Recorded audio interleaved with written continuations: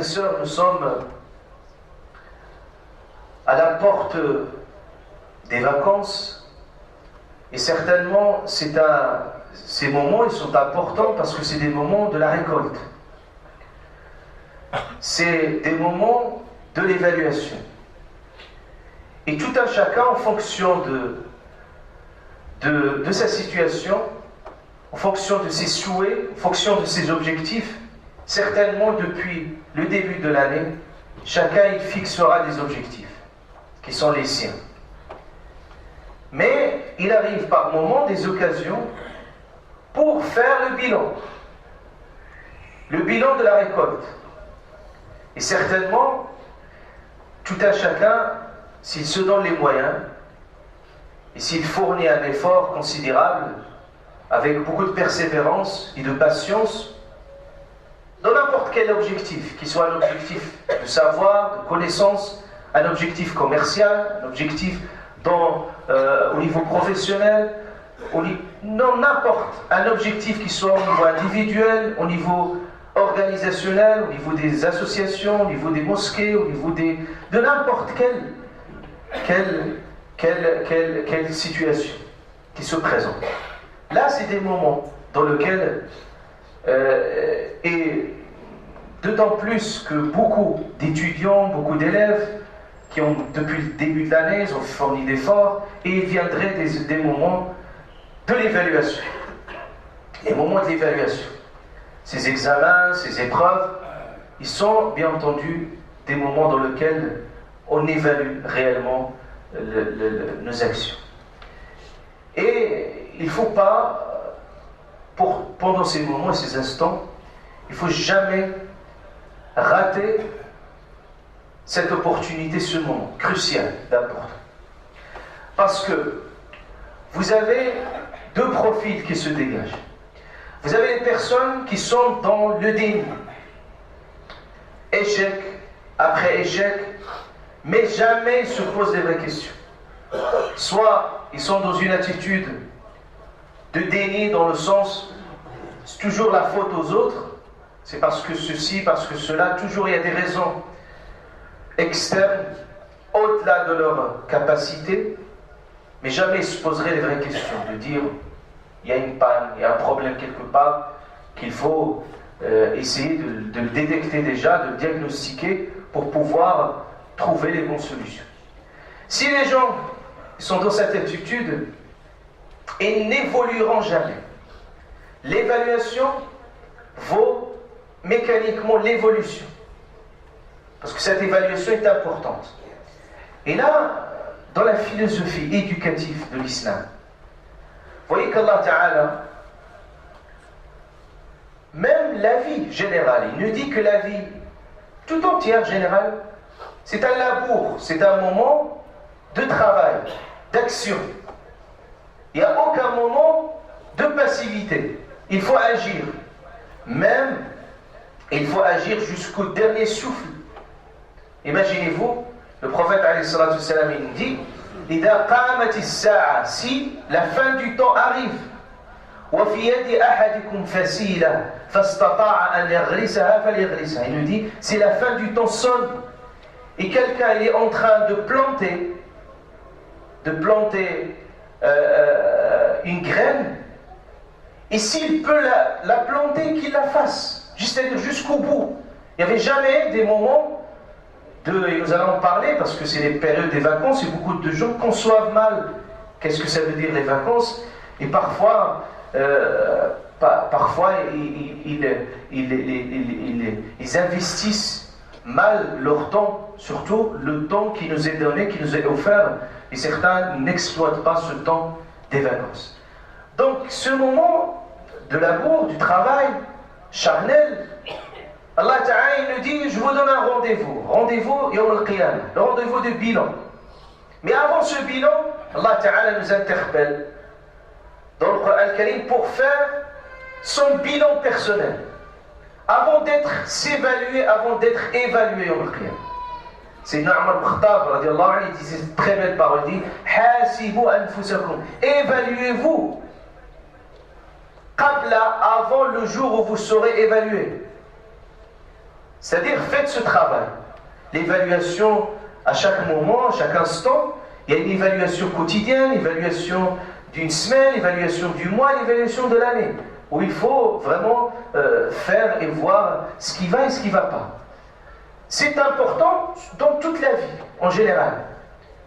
Par rapport à notre investissement pour l'akhirah, pour la vie de l'au-delà, dans notre investissement dans notre vie, cette vie scolaire, universitaire, vie professionnelle, vie familiale, tout. Il faut avoir toujours un regard sur soi.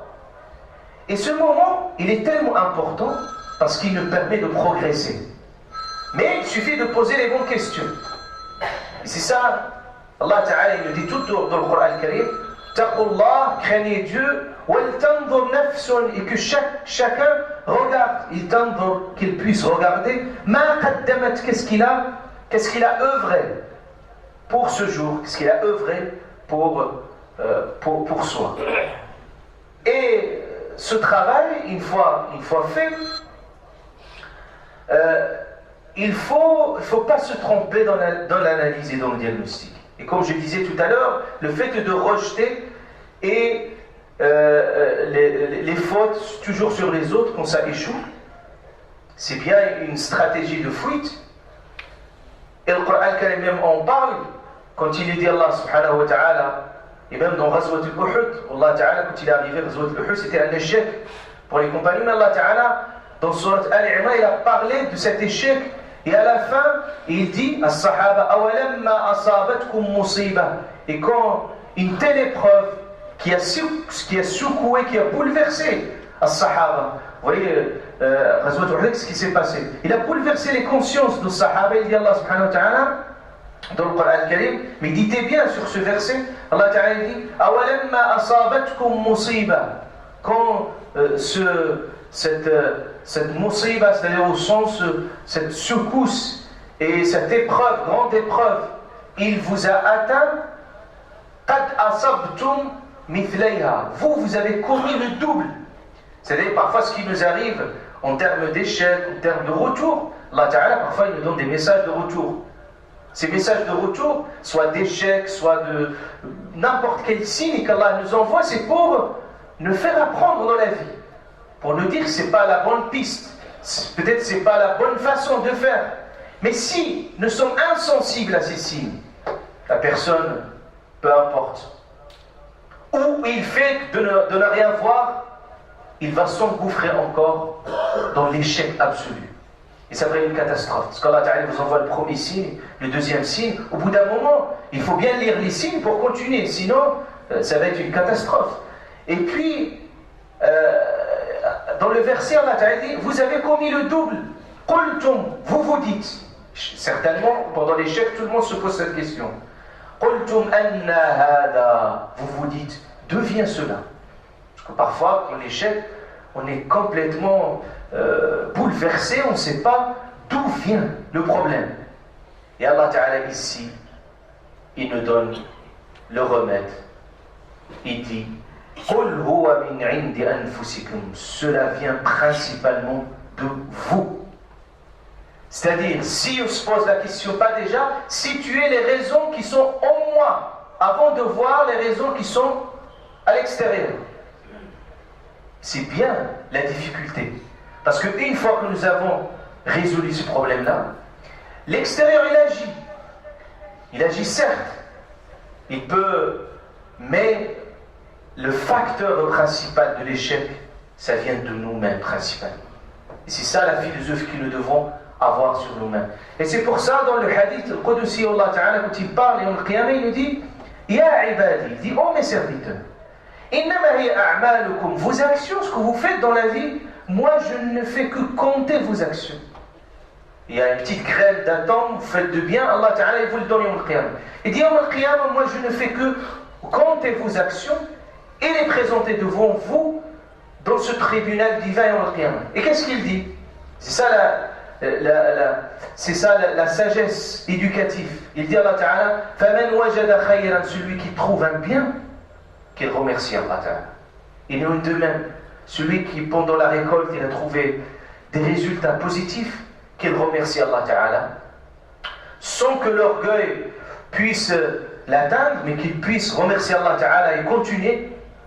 Parce que une fois qu'on se dit on est parfait, c'est à ce moment-là qu'on régresse. Et une fois qu'on se dit on est dans l'imperfection, c'est là qu'on progresse. Donc soit dans la progression et la régression, en fonction aussi de ce que nous pouvons percevoir, de ce que nous avons fait. Et il dit Allah Ta'ala dans le hadith, il dit وَمَنْ وَجَدَ غَيْرَ ذَلِكَ, celui qui trouve autre chose, فَلَا يَلُومَنَّ إِلَّا نَفْسَهُ, لَا يَلُومَنَّ إِلَّا نَفْسَهُ, c'est-à-dire qu'il faut qu'il trouve les raisons en soi. Il n'a pas à se plaindre que par rapport à soi-même. فنسأل الله عز وجل أن يعرفنا بعيوبنا. اللهم عرفنا بعيوبنا يا رب العالمين. اللهم عرفنا بعيوبنا يا رب العالمين. اللهم أعنا على ذكرك وشكرك وحسن عبادتك. آمين آمين. وصلى الله وسلم وبارك على سيدنا وحبيبنا ونبينا محمد. Donc, il y a une philosophie éducative pour le croyant qu'il a toujours le souci de progression. Comme j'ai dit tout à l'heure avec l'évaluation et l'évolution. Et là, ça nous apprend dans ce dua, très beau dua, qu'il est rapporté, ou ce dua dans lequel les pieux, les éducateurs invoquaient Dieu avec ce dua, mais ce dua, il renferme cette philosophie éducative. Il disait, Allahumma, oh Allah, fais du sorte que notre journée soit meilleure qu'hier et que le lendemain soit meilleur qu'aujourd'hui. Ça veut dire toujours le souci d'amélioration. Et le Coran, il nous dit, nous alerte sur une chose, il nous dit Liman sha'a minkum, celui d'entre vous, celui qui veut qu'il progresse ou qu'il régresse. Ça veut dire il n'y a pas de pause. Si quelqu'un il dit moi je suis pause, c'est qu'il est là en train de régresser. Parce que soit on progresse, soit on régresse.